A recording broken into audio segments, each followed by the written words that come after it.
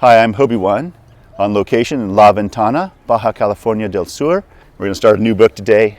Glasses. Ooh, it's a miracle I can see. Hardy Boys number 2, House on the Cliff by Franklin W. Dixon.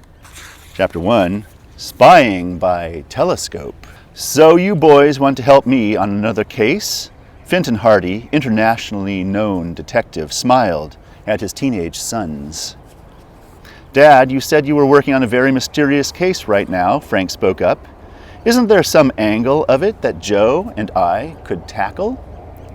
Mr. Hardy looked out the window of his second-floor study, as if searching for the answer somewhere in the town of Bayport, where the Hardys lived. Finally, he turned back and gazed steadfastly at his sons. All right, how would you like to look for some smugglers? Joe Hardy's eyes opened wide. You mean it, Dad? Now just a minute. The detective held up his hand. I didn't say capture them. I just said look for them. Why is that guy revving his engine behind me? Okay. Even that's a big assignment. Thanks for giving it to us, Frank exclaimed. The lean, athletic detective walked to a corner of the study where a long, narrow carrying case stood. Tapping it, he said, You boys have learned how to manipulate this telescope pretty well. How would you like to take it on to that highway promontory above the ocean and train it seaward? The place I mean is 2 miles north of the end of the bay and 8 miles from here. That would be great, said 17-year-old blonde-haired Joe, his blue eyes flashing in anticipation. Frank, who was a year older than his brother and less impetuous, asked in a serious tone of voice, Dad, have you any ideas about the identity of any of the smugglers? Yes, I do, Mr. Hardy answered his tall, dark-haired son.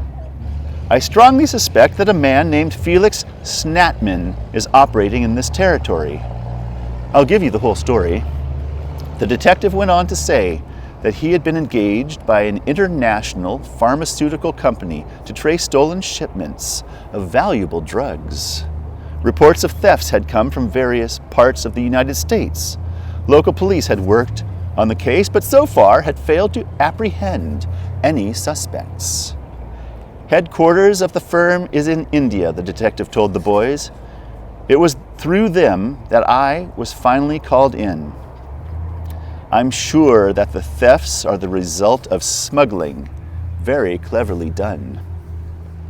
That's the reason I suspect Snatman. He's a noted criminal and has been mixed up in smuggling rackets before. He served a long term in prison and after being released, dropped out of sight. And you think he's working around Bayport? Joe asked. He whistled. I can't whistle this morning. That doesn't make this town a very healthy place to live in, but we're going to make it so, Mr. Hardy declared, a ring of severity in his voice. Just where is this spot we're to use the telescope? Frank asked eagerly. It's on the Pollitt place. You'll see the name at the entrance. An old man named Felix Pollitt lived there, alone for many years. He was found dead in the house a month ago, and the place has been vacant ever since.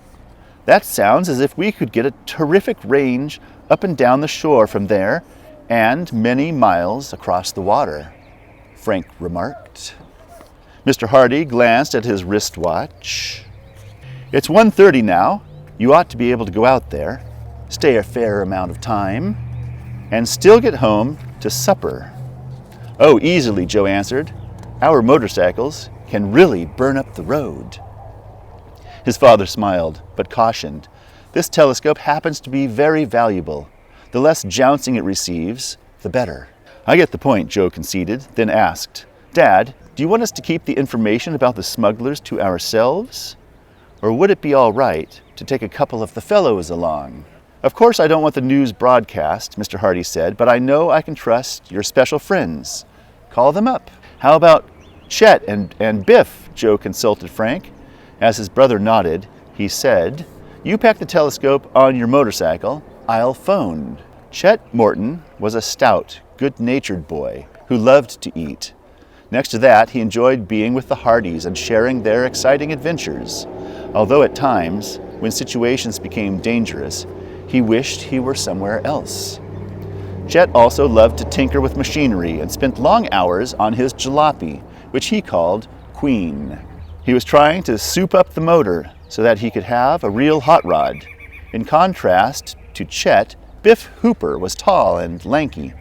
To the amusement and wonder of the other boys, he used his legs almost as a spider does, covering tremendous distances on level ground or vaulting fences. Oh, sounds like old Biff has a skill. A few minutes later, Joe joined his brother in the garage and told him that both Chet and Biff would go along. Chet had apologized for not being able to offer the Queen for the trip, but her engine was all over the garage. As usual, Frank said with a grin as the two boys climbed on their motorcycles and set out. Presently, the Hardys stopped at Biff Hooper's home. He ran out the door to meet them and climbed aboard behind Joe. Chet lived on a farm at the outskirts of Bayport, about a 15-minute run from the Hooper home. The stout boy had strolled down the lane to the road and was waiting for his friends. He hoisted himself onto Frank's motorcycle. "I've never seen a powerful telescope in operation," he remarked. "How far away can you see with this thing?" "It all depends on weather conditions," Frank replied. "On a clear day, you can make out human figures at distances of 24 miles. "Wow!" Chet exclaimed. "We ought to be able to find those smugglers easily." "I wouldn't say so," Biff spoke up. "Smugglers have the same kind of boats as everybody else. How close do you have to be to identify a person?" "Oh, about 2.5 miles," Joe answered. The motorcycles chugged along the shore road with Frank watching his speedometer carefully. "We ought to be coming to the Pollitt place now," he said finally. "Keep your eyes open, fellows." The boys rode on in silence, but suddenly they all exclaimed together, "There it is!" If this is interesting to you, please boop the like button. You'll help me out big time, because then the video will be shown to perhaps another person that likes, well, this kind of insanity. To watch a guy sit on a roof and read a book aloud. Who am I? At the entrance to the driveway, thickly lined with trees and bushes, was a stone pillar into which the name Pollitt had been chiseled. Frank and Joe turned into the driveway. The only part of the house they could see was the top of the roof. Finally, beyond a lawn overgrown with weeds, they came upon the tall, rambling building. It stood like a beacon high above the water. Pounding surf could be heard far below. "This place sure looks neglected," Biff remarked. Dank, tall grass beneath the towering trees. Weeds and bushes threatened to engulf the whole building. "Creepy, if you ask me," Chet spoke up. "I don't know why anybody would want to live here." The house itself was in need of repair. Built of wood, it had several sagging shutters and the paint was flaking badly. "Poor old Mr. Pollitt was probably too sick to take care of things," Frank commented, as he looked at several weed-choked flower beds. To the Hardys' disappointment, the sky had become overcast, and they realized that visibility had been cut down considerably. Nevertheless, Frank unstrapped the carrying case and lugged it around to the front of the house. He unfastened the locks, and Joe helped his brother lift out the telescope and attached the tripod, pulling up the eye-end section first. Biff and Chet exclaimed in admiration. "Boy, that's really neat," Chet remarked. He and Biff watched in fascination as Frank and Joe began to set up the telescope. First, they unfastened the tape with which the tube and tripod legs were tied together. Joe turned the 3 legs down and pulled out the extensions to the desired height. Then Frank secured the tripod legs with a chain to keep them from spreading. "What's next?" Biff asked. "To get proper balance for the main telescope tube, we slide it through this trunnion sleeve toward the eye end, like this." After doing so, Frank tightened the wing nuts on the tripod lightly. Joe picked up the balance weight from the carrying case and screwed it into the right side of the telescope tube about 1/3 the distance from the eyepiece. "This'll keep the whole thing from being top-heavy," he pointed out. "And what's this little telescope alongside the big one for?" Chet queried. "A finder," Frank explained. "Actually, it's a small guide telescope and helps the observer sight his big telescope on the object more easily. It's as clear as mud," Chet remarked with a grin. Check out this. Neato. He squinted through the ends of both the large and the small telescopes. "I can't see a thing," he complained. Joe laughed. "Aha, aha, ha, ha. And you won't until I insert one of the eyepieces into the adapter of the big telescope and put another eyepiece into the finder." In a few minutes, the Hardys had the fascinating device working. By turning a small knob, Frank slowly swung the telescope from left to right, and each boy took a turn, looking out across the water. "Not a boat in sight," said Chet, disappointed. Frank had just taken his second turn squinting through the eyepiece when he called out excitedly, I see something."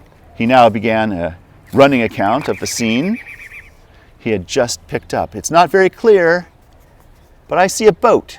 It must be at least 6 miles out." "What kind of boat?" Joe put in. "Looks like a cruiser or a cutter. It's not moving." "Want to take a look, Joe?"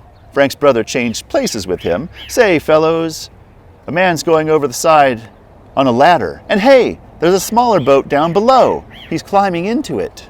"Can you see a name or numbers on the big boat?" Frank asked excitedly. "No, the boat's turned at a funny angle, so you can't see the lettering. You couldn't even see if the weather was clearer."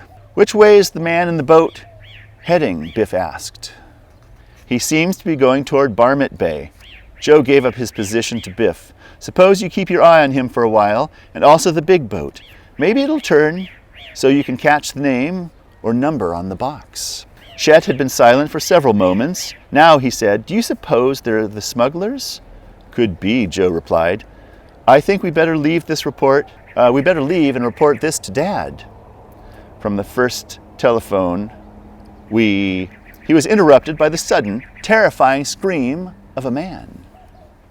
Where did that come from?" Chet asked with a frightened look. "Sounded as if it came from inside," Frank answered. The boys stared at the house on the cliff. A moment later, they heard a loud cry for help. It was followed by another scream. "Somebody's in there and is in trouble," Joe exclaimed. "We'd better find out what's going on." Leaving the telescope, the 4 boys ran to the front door and tried the knob. The door was locked. "Let's scatter and see if we can find another door," Frank suggested. Frank and Joe took one side of the house, Biff and Chet the other. They met at the rear of the old home and together tried a door there. This, too, was locked. "There's a broken window around the corner," Biff announced. "Shall we climb in?" "I guess we'd better," Frank answered. As the boy reached the window, which seemed to open into a library, they heard the scream again. "Help! Help! Hurry! Help!" came an agonized cry. Oh, that's the end of chapter 1. Cool. I love the Hardy Boys. Well, thanks for joining me. Catch me again for chapter 2. Bye.